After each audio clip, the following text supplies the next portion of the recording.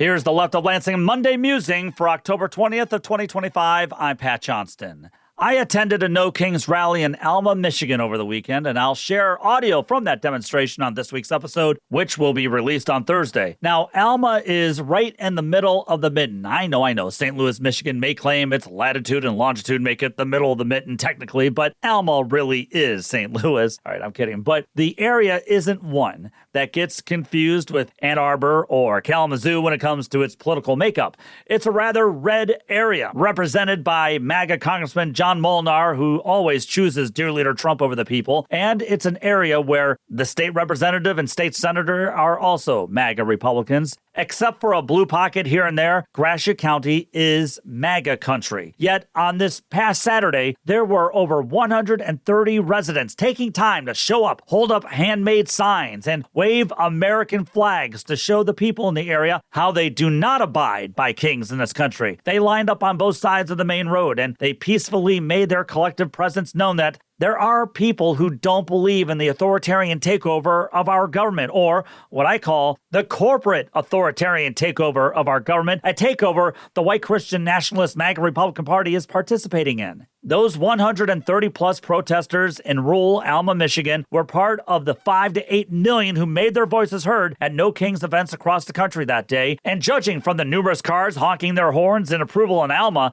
I suspect there were many more who cheered on the protest effort around the nation. By all accounts, the day turned out to be peaceful, and it was a successful day where Americans from all kinds of backgrounds and walks of life joined together to show solidarity for democracy, but also for the working class who are getting screwed over by MAGA Republicans and years of neoliberal economic failures. It was a day where people showed up in solidarity for the farmers who are getting screwed over by the Trump regime's tariffs. It was a day where millions showed up in solidarity for working-class Americans who are struggling to get by while MAGA Republicans in Congress follow their dear leader in blocking the restoration of Medicaid cuts and in blocking essential tax credits so families can afford massive health insurance premium hikes within the ACA. Actually, it was a day where people voiced their support for universal health care, and it was a day where people voiced their support for a working class agenda. They're tired of watching the Trump regime and corporate tech titans and oil and gas titans and the defense lobby working hand in hand to empower and enrich themselves while leaving the working class hung out to dry. They're tired of watching the rule of law get trampled, and they're tired and scared of watching immigrants, many of them their friends, their neighbors, who are working hard, paying taxes, and trying to obtain citizenship,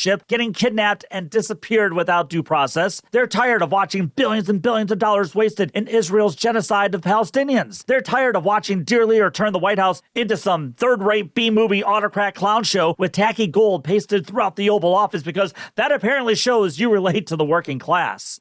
Writer Paul Waldman said that protests can change how the public sees the opposition and how people in that opposition see themselves. That's true, and protests give those, especially from red areas, a signal that they are not alone in their anger and fear, but that there is hope that democracy isn't over yet. I will note that from what I saw at the Alma No Kings rally, there weren't many young people in attendance. That's not to say there weren't young people at the hundreds of other No Kings events, especially in bigger cities, but maybe New York political commentator Cameron Kasky, who helped organize the March for Our Lives effort, is onto something when he said Gen Z isn't marching because protesting alone has taught them it's not enough. Kasky pointed out how the March for Our Lives efforts didn't lead to fewer school shootings or Black Lives Matter didn't achieve more police accountability. And I'd even go further in how Gen Z did protest against sending arms and money to Israel, only to have political leaders, many of them Democratic leaders, attack them and arrest them for using their First Amendment rights and for believing in America first.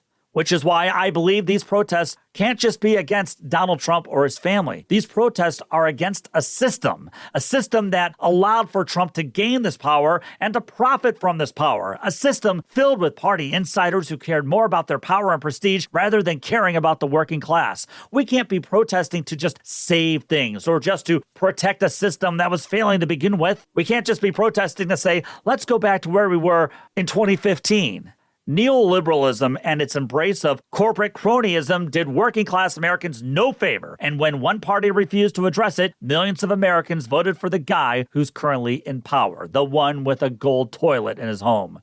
Now, is he fixing everything and helping the working class? No, he's predictably made their lives even worse. But the point of these protests, I hope, is also to signal to all politicians, MAGA, and especially establishment Democrats, that real, bold economic and political changes are needed if we're going to save the working class. As much as the protests were against Trump, I hope the demonstrations also illustrated how it's a protest against weak and ineffectual Democrats who allowed all this to happen in the first place.